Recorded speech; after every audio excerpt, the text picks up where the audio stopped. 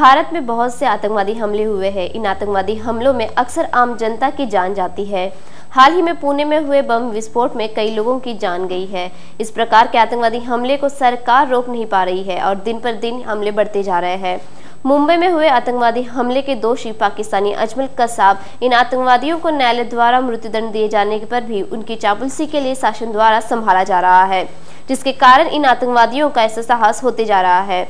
हिंदुस्तान में हुए सभी आतंकवादी हमलों के गुनहगारों को फांसी की सजा दी जाए और पुणे हुए बम विस्फोट के गुनहगारों पर कार्रवाई की जाए, ऐसी मांग सरकार के सामने रखते हुए हिंदू जनजागृति समिति ने आजाद मैदान में आंदोलन छेड़ा।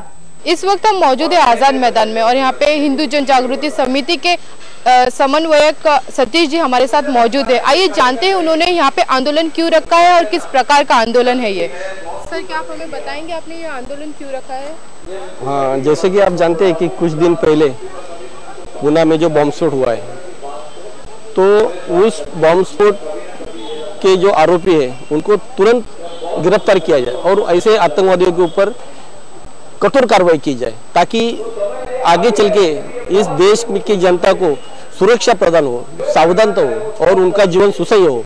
इसके लिए ऐसे आतंकवादियों पर कठोर कार्रवाई की सख्त आवश्यकता है और इसके हेतु ये शासन को ये बताने के हेतु यह आंदोलन हमने यहाँ पे लिया है।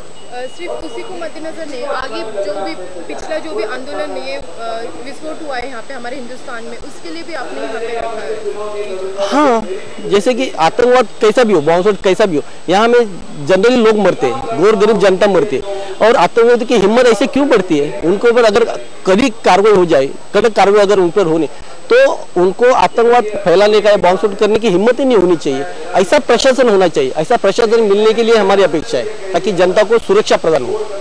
26/11 के बाद सबसे बड़ा विस्फोट अब ये पुणे का है, इस पर आप क्या कहेंगे?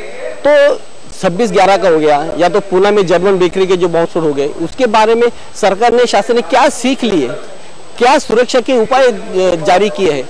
आपने देखा, वर्तमान पेपर में पढ़ा होगा या तो चैनल के ऊपर आपने देखा होगा कि जितने भी सीसीटीवी, उनमें से आधे सीसीटीवी तो बंद है। तो उनमें उसका सीसीटीवी का खर्चा किसने करने का? महानगर पालिका ने करने का या पुलिस शासन ने करने का? इसके ऊपर उनका झगड़ा है और उसके माध्यम से कोई भी उसकी तरफ ध्यान नहीं दे रहा और सीसीटीवी बंद है। अगर ऐसी सुरक्षा रही तो कैसे लोग जिएंगे, कैसे उनको सुरक्षा मिलेगी, कैसे उनको अपना सुरक्षा का उनको फैसला करेंगे उन लोग? इस प्रकार का आंदोलन आप और कहाँ करेंगे? अभी देखिए, यहाँ तो अभी तो हमने यहाँ तो शुरुआत की है, तो अगर इसके ऊपर कड़ी कार्रवाई नहीं हुई तो ऐसा आंदोलन हर महाराष्ट्र में हम लोग जारी रखेंगे। हिंदू जनजागृति समिति के सतीश जी जिन्होंने हमें बताया कि उन्होंने यह आंदोलन क्यों रखा है। 26/11 हमले, आतंकवादी हमले को हिंदुस्तान भुला नहीं पाया है कि हाल ही में पुणे में यह आतंकवादी हमला हुआ है। अब सवाल यह उठता है कि सरकार कब तक इसी तरीके के आतंकवादी हमलों को नजरअंदाज करती है। कैमरामैन इम्तियाज के साथ प्रीति जैनवाल, तहलका 24 न्यूज़, मुंबई।